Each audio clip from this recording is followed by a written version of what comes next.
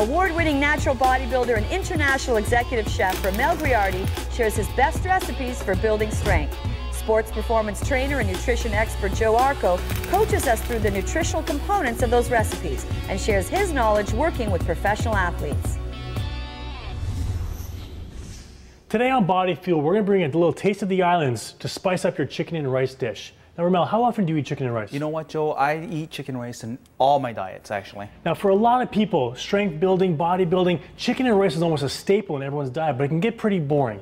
Yeah, you know what? You're right, but when you spice it up and you use different marinades, it makes a big difference. Now, what we're going to be doing today is Chef Bodybuilding Romel is going to show you a very uncommon way of using a very traditional Jamaican seasoning. Exactly it. What we're going to do is we're going to make a Jamaican jerk spice. That sounds fantastic. What we're going to start off with is a little bit of all-season spice, some salt, a little bit of nutmeg, some pepper, some cinnamon, and some thyme. Now, this is going to serve as kind of the base for our marinade? Exactly. Now, and anything else? We're going to add a little bit of other stuff there, Joe. Okay, what do we got? We're going to add a little bit of green onion, some regular onions, and some jalapeno. What we want to do is we want to make sure that our hands are protected. Okay. So what I want to do is I want to add a little bit of olive oil onto my hands. So this is actually before you start cutting into the jalapeno. If you didn't want to use olive oil, maybe some latex gloves would be another alternative as well. As you notice here, the jalapeno has this little rim here and the seeds. You don't want to eat that part. That's where all the heat comes from. So you want to just take it from the flesh part alone. Now, we're going to be using a whole jalapeno in this? Sure, why not? Oh, More boy. the heat, the better. Nice and hot. Exactly. Now, if you didn't want to have that much spice, so is the jalapeno going to add the majority of the heat to this marinade? Yes, it will actually. Okay, so if you didn't want a lot of that heat, but you still want a lot of the seasoning, you could probably take out the jalapeno or substitute it for something else? Yeah, well, you can take it off altogether, Joe. Okay. And what we're going to do is take the jalapeno, we've already cut up, grab the blender. We're going to add the jalapeno inside there, Joe. Okay. Now, jalapenos are also very thermogenic. Now, what that means is that eating jalapenos will actually increase your body's temperature, meaning burning more calories. So for up to about 20 to 30 minutes after eating this, your body will be burning calories. Now, I'll place this down here for you, Romel. Okay, perfect. Now, we got a whole red onion. Now, would you recommend using any other onion in this dish? Well, you could use the white onions. I just like the sweetness of the red onions compared to the regular white onions. Okay.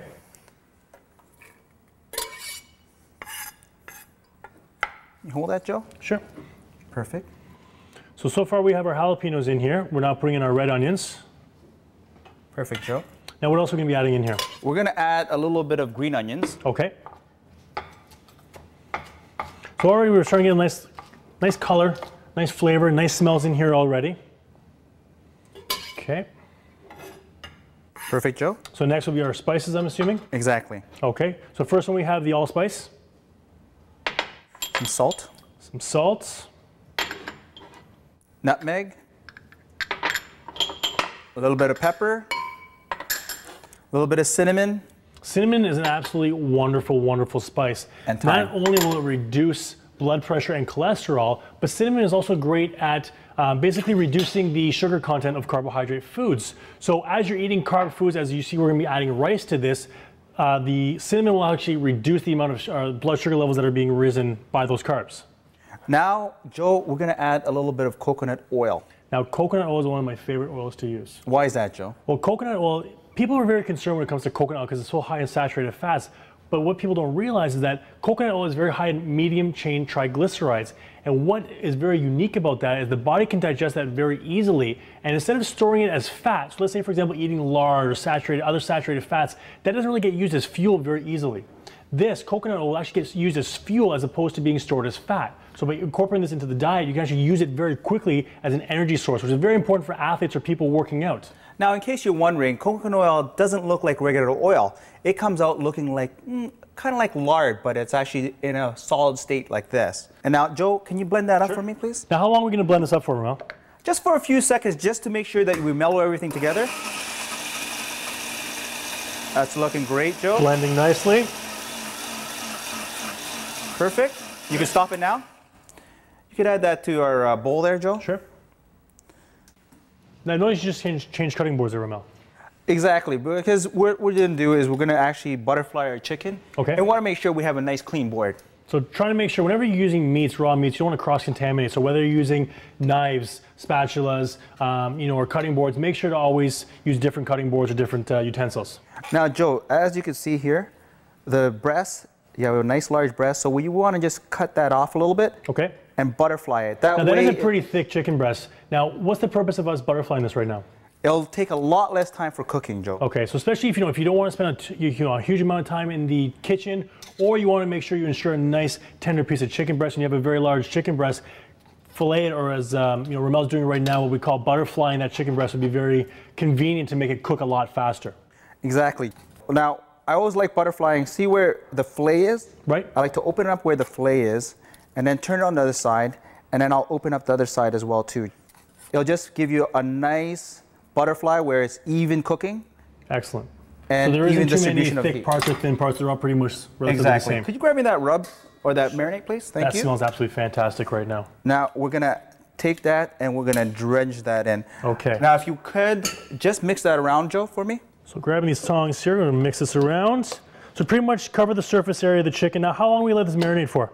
Now, Joe, you could let that marinate for roughly half an hour to 24 hours. It's up to yourself. So if you really want to pack in some of this flavor and fuse all that marinated, you're gonna have to marinate it for longer. Okay, so Joe. you just wrap it up, throw it in the fridge, and just leave it inside the fridge for a while. Excellent. So we're gonna let this set aside for a little bit. That's nice and covered right now. Perfect, Joe.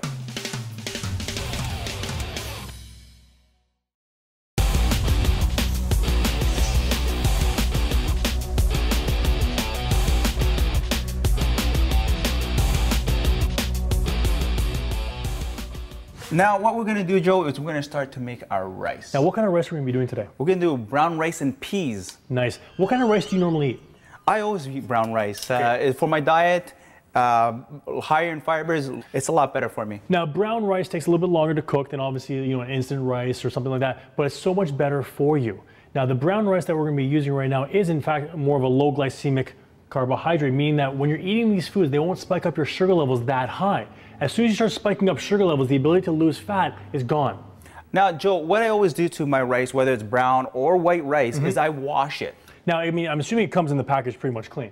No, Joe. There's a lot of sedimentation in there, so I want to wash it maybe 2 or 3 times, actually. Okay, so that'll kind of get rid of all the sedimentation, clean the rice off. Exactly. What we want to do is we want to take that pot, beautiful. So we got roughly about here 1 cup of rice. And we're going to add our coconut milk. Now, coconut milk is another form of coconut kind of liquid that I love to use. And one of my secret weapons, actually, when I'm working with the national kickboxing team, is coconut water, which a lot of people don't know about. Coconut water is an amazing, amazing replacement for a lot of the sugar performance drinks that you normally would buy. Reason being, it has a lot of natural sugars in it, plus all the electrolytes your body needs to replenish itself. Also, we're going to add a little bit of water. So what you guys are going to be using is 1 cup rice to 2 cups water, so 2-to-1 ratio. Perfect. Now the cinnamon sticks in here are going to add a lot of nice flavor to that rice as well. We're going to add also a little bit of peas, whether it's frozen or fresh. Usually most of the peas these days comes in frozen. It's actually a better way to get your peas, tell you the truth. Let's get this started here. So we're going to fire this up. We'll get this on nice and high. Now, do you want me to cover this right away? Not right away. What we want to do is we want to get a little bit of a rolling boil there.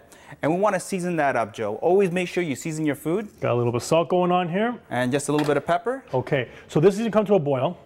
In the meantime, we're going to let this marinate. So our chicken's marinating in the jerk seasoning. That's exactly it. This is going to come to a boil. We're going to cover this. How long is that going to take? That's going to take roughly around 30 minutes, and then we're going to lower down the heat to a little bit of a simmer. And once this boils, lid goes on. Exactly. Now our grill is nice and hot. We're going to add a little bit of nonstick spray there. Now, why do we have this on a high heat? We want to add high heat because we want to make sure that it's seared off. Can you hear that? Oh, that sounds amazing, isn't that?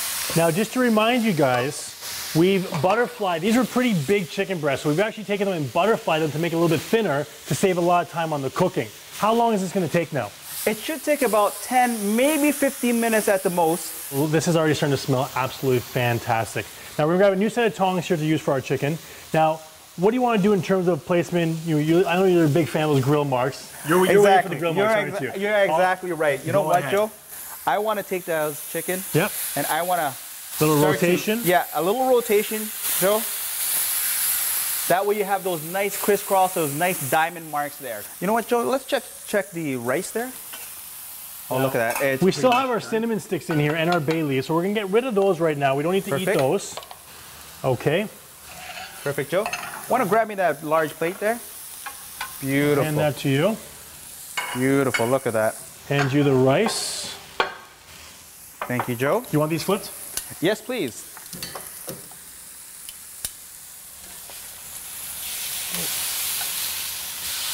Now, as you can see, we have these nice diamond marks. Beautiful, on look at our those, chicken. eh? Searing off nicely. Now, it's pretty important, too, when you're talking about carbohydrate sources, that not all carbohydrates are bad. You need carbohydrates to fuel your body. So what people don't realize is that there's a couple of things in terms of timing when it comes to carbs and also the types of carbohydrates. So something like this would be excellent post-workout. So while you're working out, you're using a lot of those sugars and carbohydrates that are already found in the muscles. You need to replenish that for your next workout. People who try to work out either on empty stomachs or they've been carb depleted for so long don't have the strength or the energy necessary to build that strength and muscle. That's why I always have my carbs earlier during the day. Yeah. Now, if you are going to be working out, let's say, for example, 5, 6 o'clock at night, it's still fine to, take in those carbs post-workout. You won't have the same effect as if you worked out in the morning and had the carbohydrates at night as well. Now, this is starting to smell absolutely fantastic. It's coming along pretty well. And what we're going to do after this, Joe, is we're going to place it on a plate, let it rest, and we're going to tent it. Now, what do you mean by tenting and resting? Okay, first, Joe, what you want to do is you want to let the chicken rest. Once you let the chicken rest, what happens is that all the natural juices go back into that chicken itself. Yep. And for tenting, meaning that you're going to keep that warm and get that same temperature throughout the whole chicken. So let's say, for example, I'm getting a little anxious. You know what? It's kind of hard. All this beautiful food is cooking right in front of me, and all I want to do is eat it. I'm not going to lie to you. I want to throw that chicken on that rice, get a knife, get a fork, and start to eat. So what you want me to do instead is, you're killing me here. You want me to take this chicken, place it on here, tent it a little bit. Tent it a little bit. If I were to actually take this chicken right now and just start slicing, what would happen? What's going to happen is the juices are coming out of that chicken itself. Okay. And a lot commonly too, especially if you're making, let's say, something like steak. You take the steak right off the barbecue or the grill, you can't wait, you cut it, all the juices just start to pour everywhere. Exactly. Now, by tenting and leaving it here, will you still kind of keep that heat and keep that You're going to juice? That's exactly it.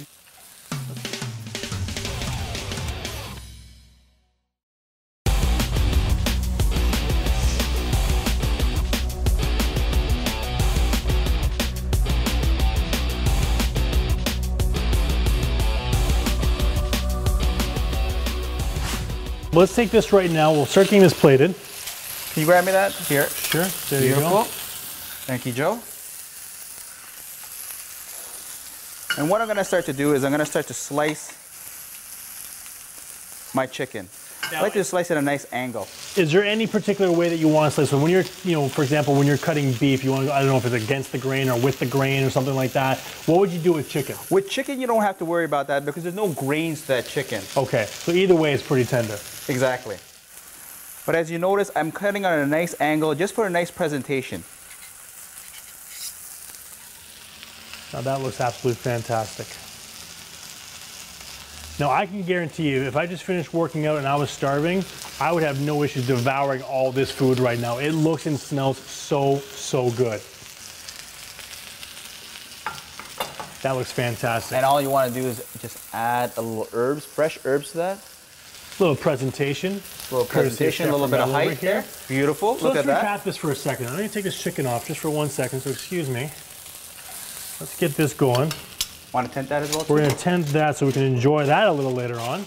So remember, we use a very traditional Jamaican seasoning rub, and we've done some uncommon things today. Exactly. What we did was we used a nice chicken breast, skinless and boneless. As opposed to using the skin on thigh or leg. Now the amount of fat that we save here is pretty huge. About 3 times the amount of fat was saved by using the boneless, skinless chicken breast as opposed to the thighs or the legs. Now this is an absolutely complete, well-balanced meal with all the proper carbohydrates, and the low glycemic brown rice, as you mentioned. We have high protein content here with our lean chicken breast, plus some healthy fats that we use from the coconut milk and the coconut oil. This is the perfect balanced meal. And not just that, like I said, it tastes incredible. I'm looking forward to that. So the next time you just finished a workout, you're looking to fuel your body to gain some muscle, we got the recipe for you. Enjoy.